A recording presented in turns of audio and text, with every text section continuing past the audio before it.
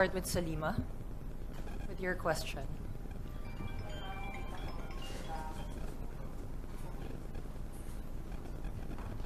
Right. Hi, sir. Magandang hapon po sa inyo. Sir, may update na po ba tayo doon po sa ating qualified human trafficking complaint laban po kay Mayor Alice Guo? I think it's still under process here. Dito pa rin sa DOJ.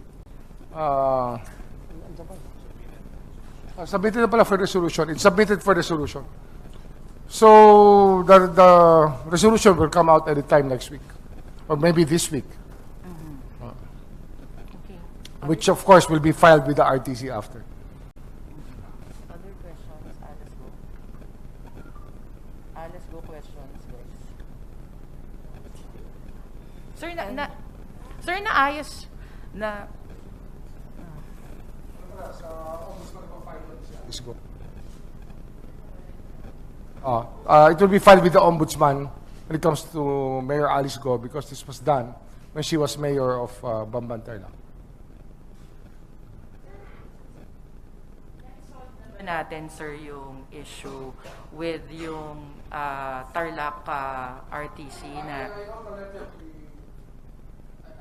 Already to the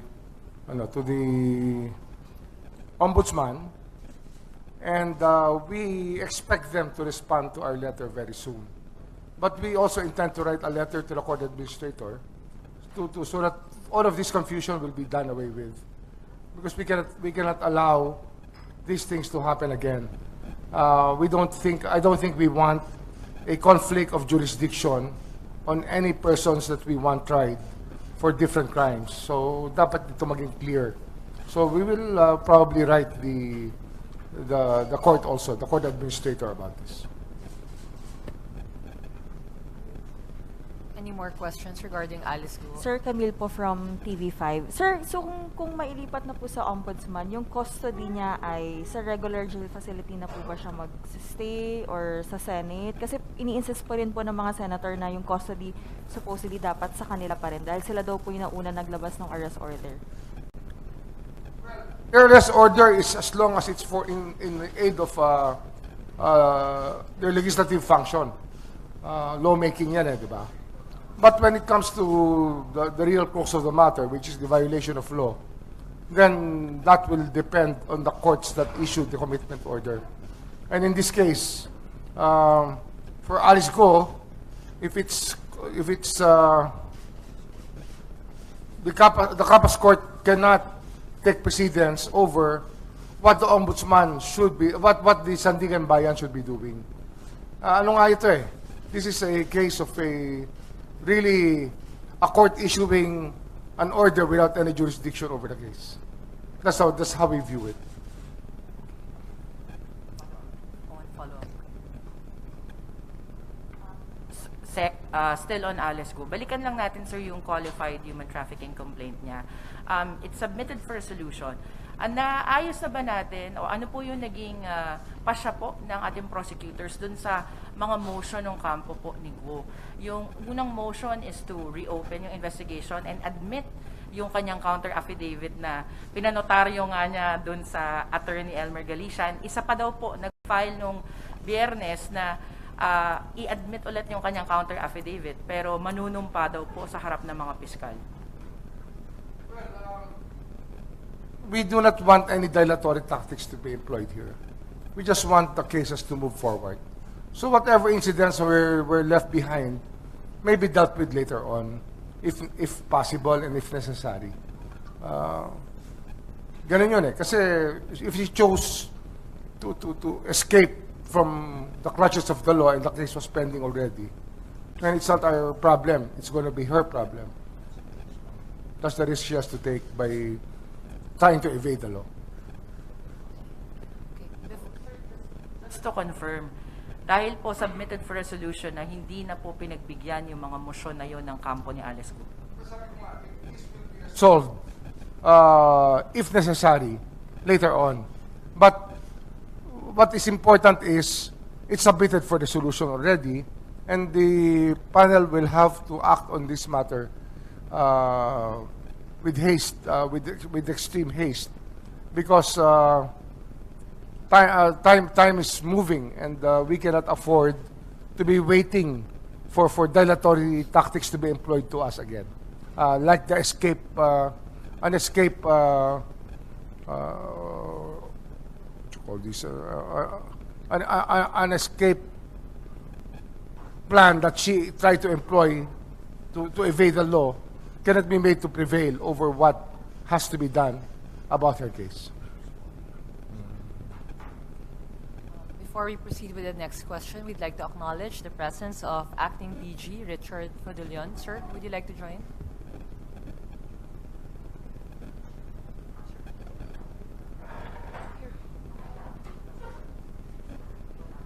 Burns. Okay, let's proceed. Sir, good afternoon. Michael Rogas po from Radyo Pilipinas. Sir, sabi po ng NBI, may mga feeler na raw po about sa pagsuko ng kapatid ni Alice Guo, si Wesley. Meron po ba kayong information or latest update tungkol po doon? It's just an ongoing matter pa din.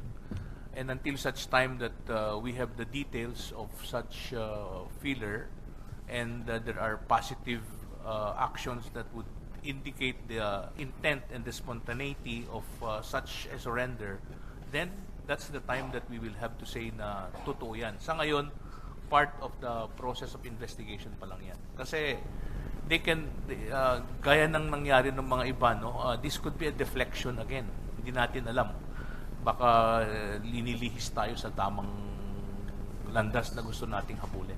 So meaning to say, sir, wala pa rin pong katotohanan yung pong sinasabi ng NBI na gusto nang sumuko? Hindi ko sinasabing walang katotohanan. Yan ay isang ongoing investigation pa lang. So that's one factor to consider.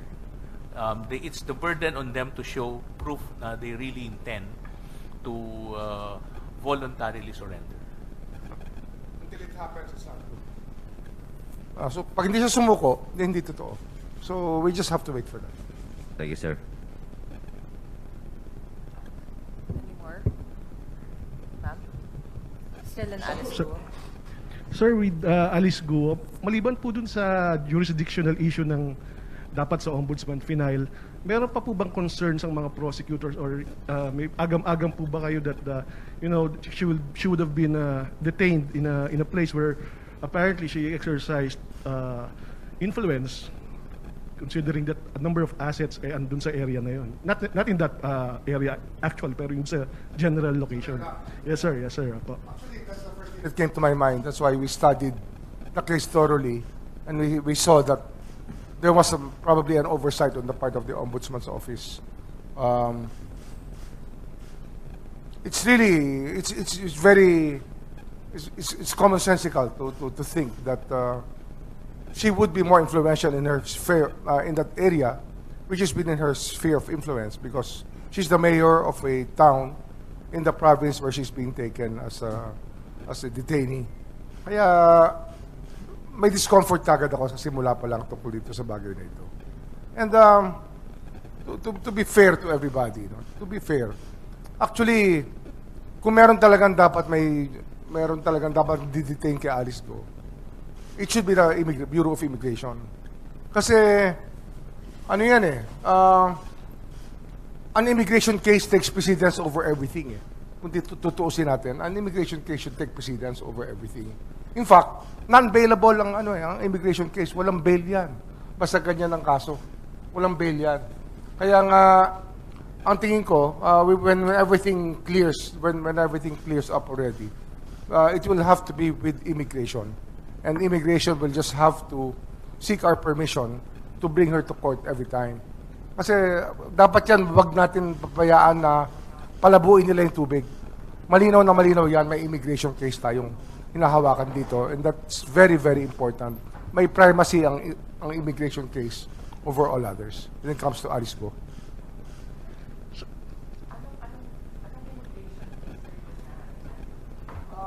Fake passport niya. Fake passport. Her being an alien, actually. Her being an alien. Trying to become or trying to pass herself off as a Filipino. I think that's a very major major violation of law within our country. It's really an immigration matter. Of course, the criminal aspect would be there, that some people in the DFA were in cahoots with the syndicate that issued her a passport. DFA rin involved dito kasi hindi, tsaka immigration Dalawa yan Pero yung DFA naman, when the issuance of the passport is involved, it's a DFA matter. Kasi sila lang naman ang pwede mag-issue ng passport, yung consular office ng Department of Foreign Affairs.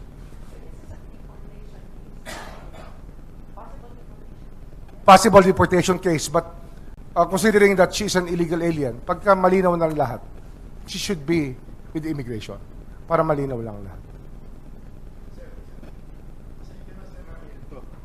Sacrificial lamb lang daw si Commissioner Norman Tansinko. He's relevant to this discussion now.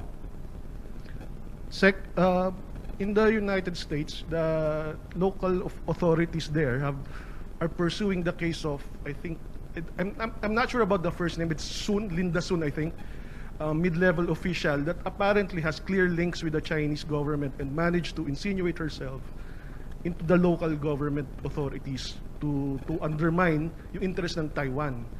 So parang may programa po ata talaga itong some other government to infiltrate yung to promote their interests. Has that concern, sir, been at the back of the mind of this government?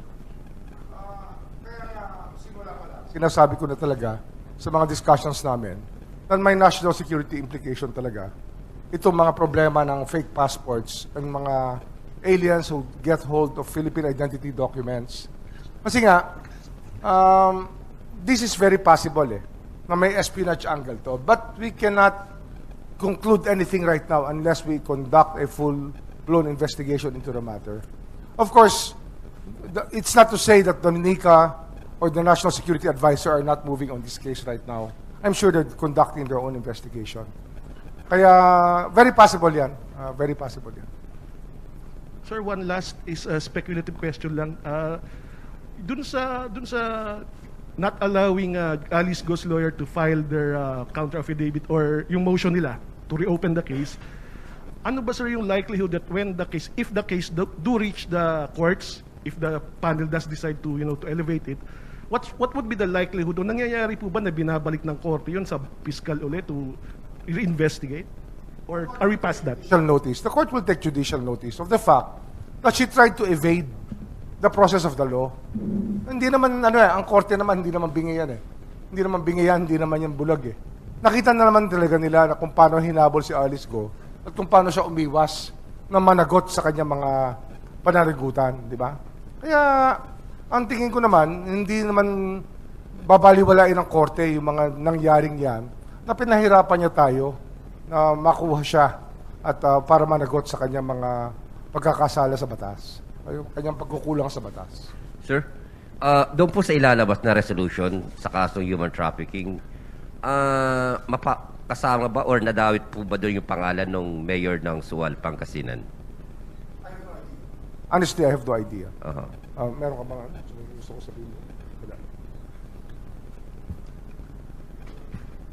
Sir, right now, good afternoon po, with your permission, Mr. Secretary. Right now, we cannot disclose yet who will be included and who will not be included. The only thing that we can assure you is that, well within the week, the resolution will be out already, and all questions pertaining to the motions that were filed and those who will be indicted will be indicated in the resolution that will be issued by the panel. Pero sir, kasama po ba siya doon sa pinagsabit na mga or nasabina? Sa pagkakaalam ko, hindi. Dito, sa ngayon, dito sa kaso ng QTIP, hindi pa siya kasama. Okay. Thank you, sir.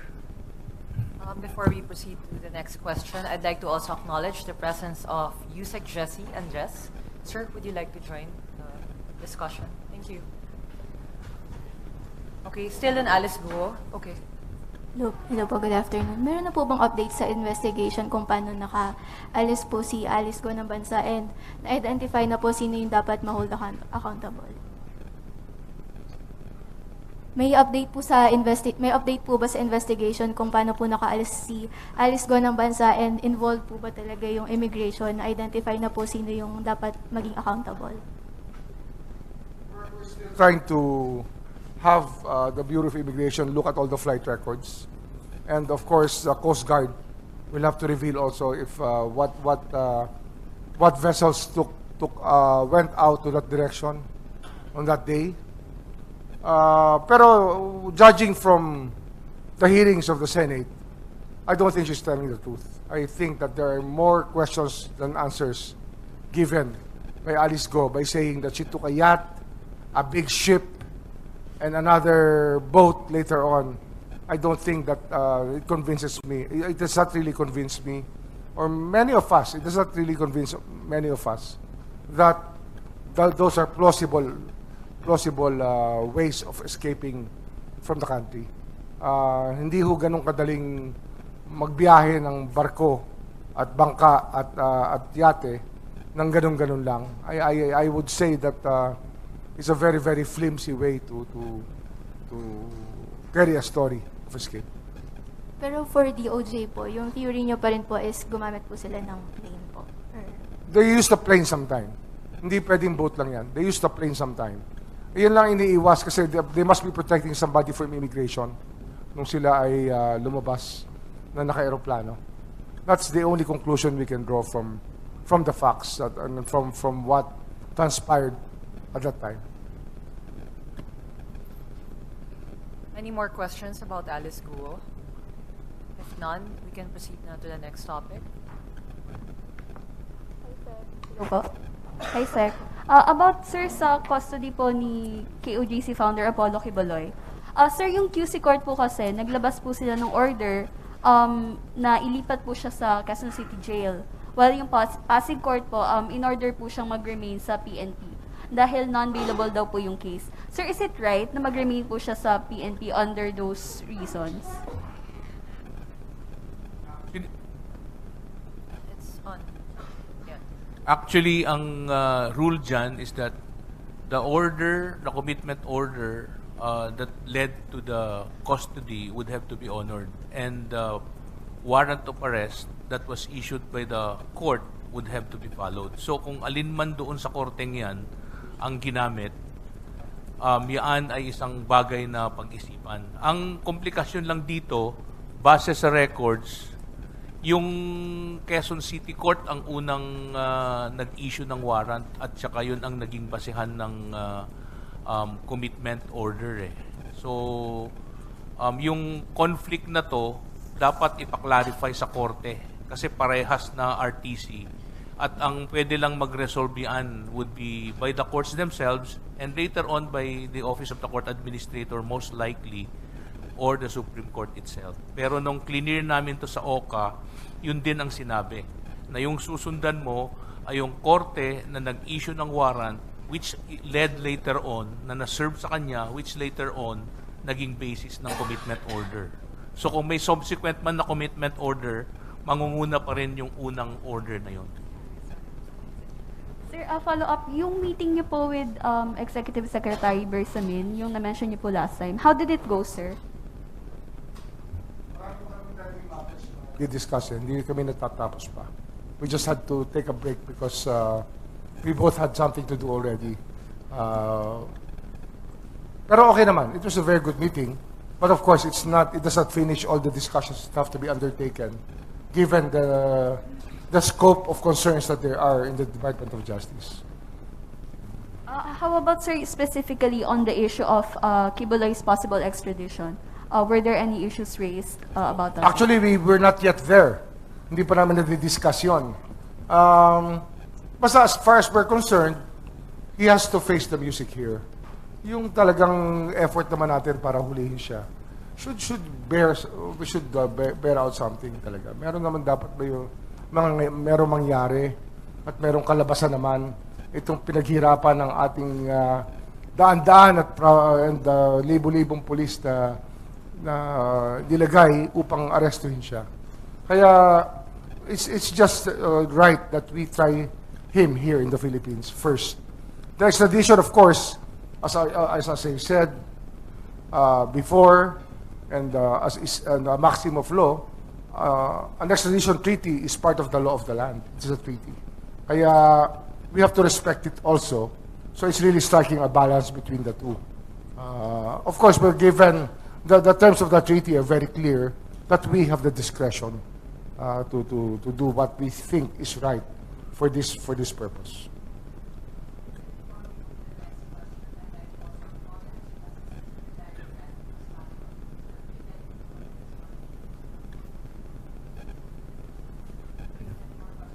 Sir, yung sa issue naman po nung house arrest, kasi yung camp din po ni Pastor Apollo Quiboloy are floating the idea na kung hindi nga ma-resolve yung custody transfer, house arrest. Just want to ask, pag ganun po ba, sir, kasi normally yung mga lawmakers yung nabibigyan ng mga ganung privilege, open din ba yun, sir, sa mga, kumbaga, hindi naman lawmakers, politicians, yung house arrest po na rin? The court's jurisdiction, discretion. But as far as I remember, yung mga binibigyan ng house arrest, yung mga hindi nag-resist o kaya pumayag kagad na maaresto. Yung mga nanago at nagpahirap sa gobyerno, madalang tayo nagbigay ng house arrest sa mga taong ganito. Kaya ito, talaga nasa korte yan. Marahil, may mga kaso rin kung nagkasakit, nagkaroon ng karamdaman, pinagbibigyan din magkaroon ng house arrest. Pero this is really something that we're not ready to discuss because it is within the court's ambit. Hindi ho tayo ang dapat sumagot sa bagay na ito. Sir, what about yung pagtatakip ng mukha, yung sa kanyang, nung pinresent daw siya ng PNP and even yung kanyang mugshot, parang may difference daw kasi sa pagtrato ng mga suspect, kumbaga dun sa mga ordinaryong... We said, hindi dapat gano'n na nangyari. Sinabi na namin dati yun. Dapat yan, fair is fair. Nilagay mo nga sa wanted poster, hindi mo ilalagay sa ano. Hindi mo naman ilalabas na talagang nahuli mo at papakita yung mukha. Dapat pinakita yung mukha. So people will believe na nahuli na talaga. Baka mamaya, kung anong katawan lang ang nilagay doon, tapos tinakpan na, tapos sasabihin mo, yun na yung nahuli. Fair is fair. Dapat makita ng tao, masatisfy ang tao, siya talaga yung under custody.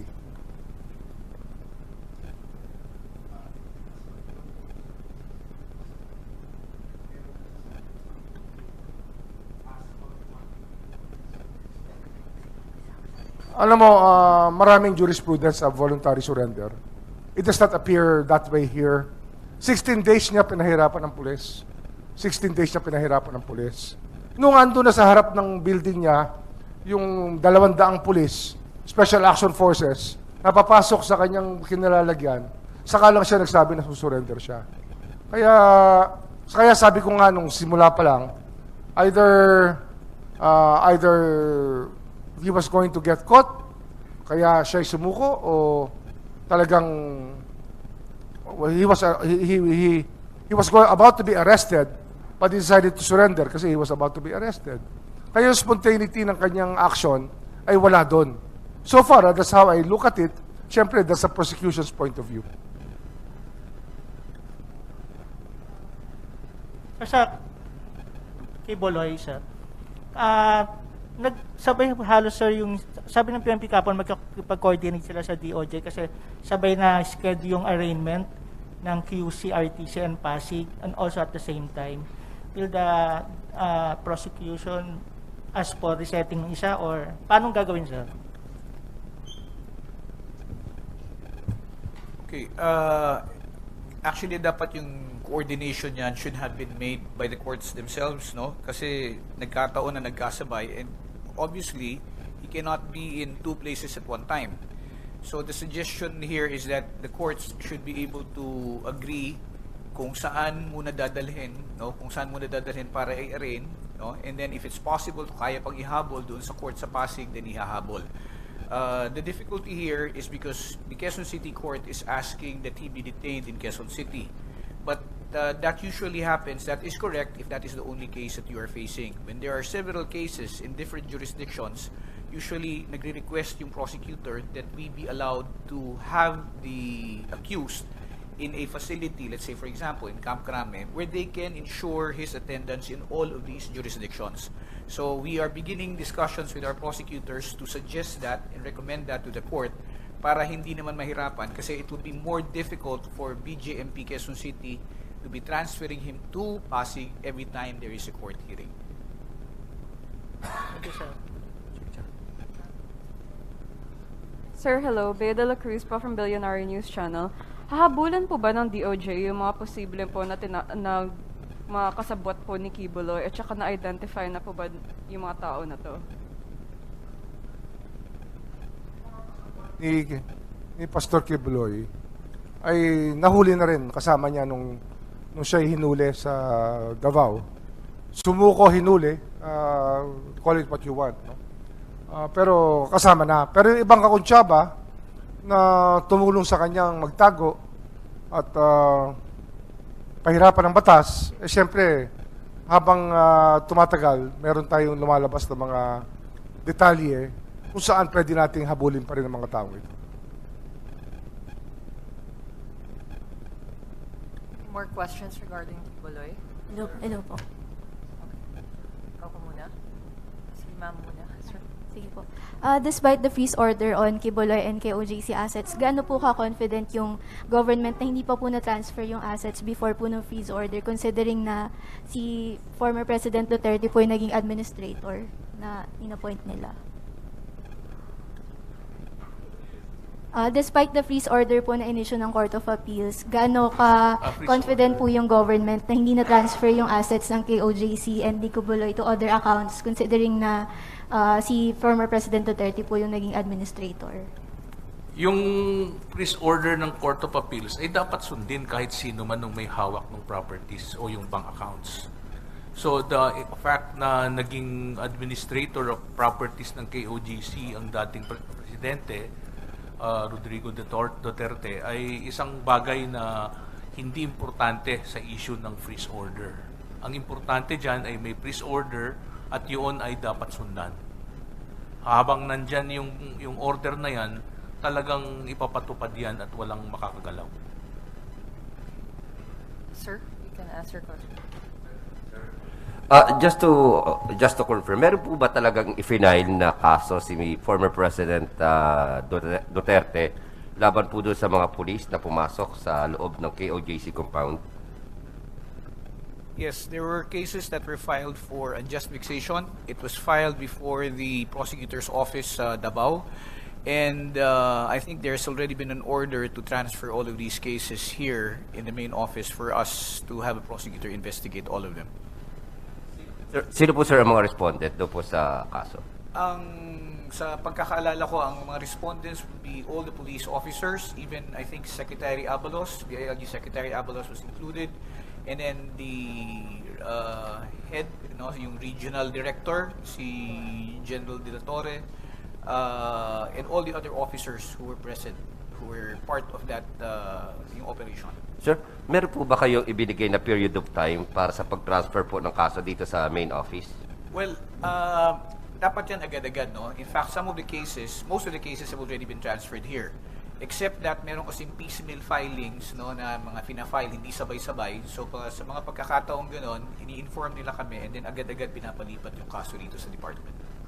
May we know po sir kung sino po yung may hawak na prosecutor ngayon? We will let you know as soon as PI is scheduled because depending on the number of cases, we may have to increase the number of prosecutors who will attend to the case. Thank you so much, sir. Thank you. Sir, to clarify lang po, no authorities have been identified yet who may have possibly hid Quiboloy or aided him hiding po. An ongoing investigation kung sino-sino ang tumulong at kumanlong. Kasi sa ngayon, hindi pa rin klaro kung ano nga yung nangyari, kung saan ba siya nagtago, tinago ba, nandun ba sa loob. Although it seems na nandun sa loob kasi doon siya nanggaling eh. Nung i-assault na ready na yung police authorities to make a final assault on that last building na yon na hindi pinapayagang pasukin ng mga otoridad natin. That was the time na nung may deadline na, palapit ng deadline, saka na lang lumabas At obviously, cornered na si ang dating Pastor Quiboloy. Any more questions? Tangential yung tanong ko, pero baka gusto niyo lang sagutin, sir. Sir, in the parlance of this generation, Mr. Quiboloy daw, according to his supporters, has been the victim of being dog-showed, meaning he is being preyed upon in social media by particularly itong mga private companies that's trying to get media mileage out of his problems. Tapos, one of his supporters, I think one of him, Jason Sa, has threatened even a boycott of these companies. Can you comment lang dito, sir? I mean, it's not supposed to be legal, I think. Ang crime charged is sexual abuse and qualified trafficking. So these are clear violations of law. So I don't think there's a conspiracy of sorts among people to make him a victim or to victimize him. Lahat naman tayo dito, alam natin ang dangers and the evil behind sexual abuse. Alam na natin yan eh. We all know how bad it is. Kaya let's not glorify anybody for that matter. Let him face the music, and that's all we were asking him to do. Wala naman tayo ibang hinihingi dito. Sir, one last follow-up dun kay former President Rodrigo Duterte. Baka sir ma-misinterpret, there is nothing at present to say that he is not competent to be the administrator of the church's accounts. Or ano ba? Or otherwise ba, in your opinion? There's no prohibition. He's still a lawyer. So he's very competent to be the administrator. Siyempre, it's very controversial. And it might not be, well, it's really up to him. He knows what he's doing.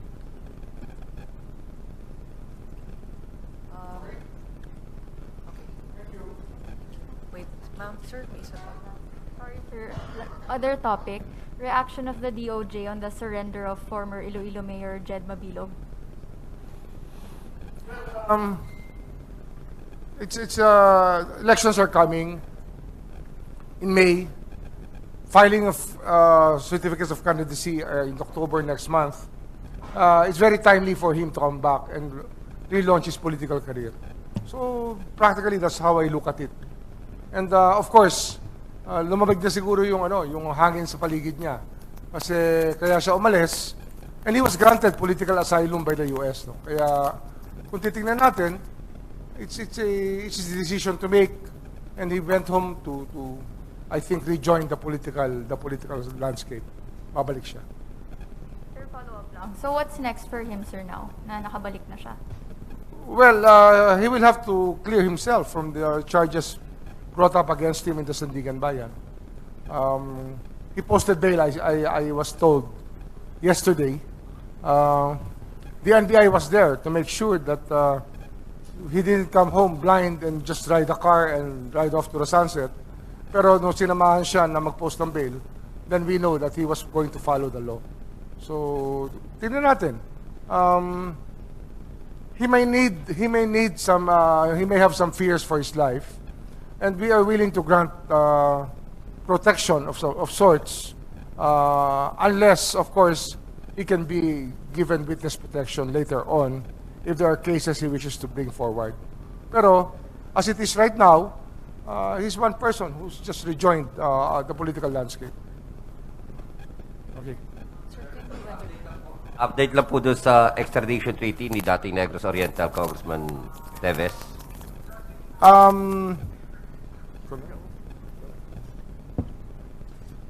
Okay, right now we're just awaiting the decision of the Court of Appeals as to yung appeal, no, dun sa grant ng extradition.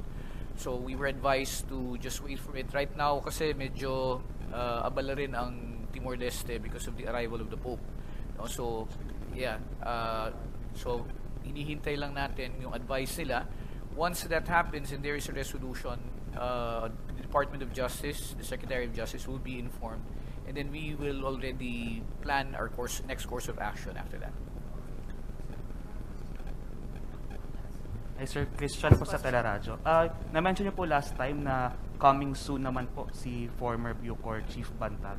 Can you expound lang dun, sir? May alam po ba tayo kung whereabouts niya ngayon? Gives you an idea that the police can really find somebody when they really want to find somebody.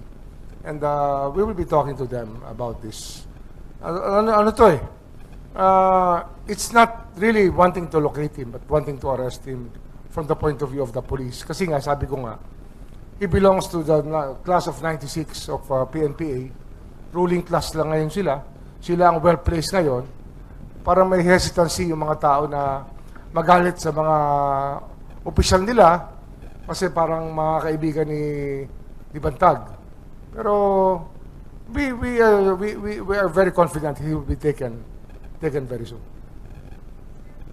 Balik lang po, sorry. Last, yung kay Mabilog po, since he was granted asylum nga po in the US after he claimed political persecution from ex-President Duterte, he was also in the drug watch list. So will he be part of any investigation into the drug war killings? Yes, I think that it's just right that we ask him these questions about his being in the drug watch list and to give his side on it. Kasi parang wala pa tayong nakukuhang side niya. Wala pa tayong nakukuhang side niya. We'll ask him to explain what these charges is all about. So, sir, will he be... Ano pala, bukas pala, I think there's a Quadcom hearing. He might be there. Will he be allowed to take part po of the ICC investigation?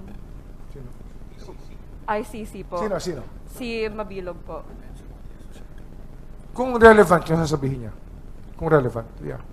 So, sir, aside from graft, are there any pending cases that he is still facing? Or any pending cases? I have no idea. Alam ko lang, he posted bail, and as far as we're concerned, that's the only case that is outstanding right now. Okay. Okay, thank you so much. Thank you, everyone.